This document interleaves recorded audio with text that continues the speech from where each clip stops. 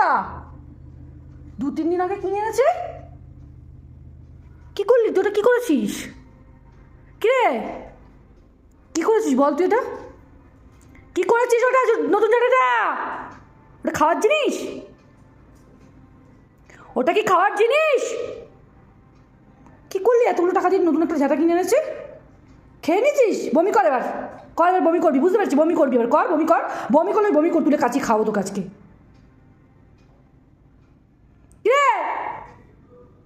কি করলি নতুন ঝাঁটাটা?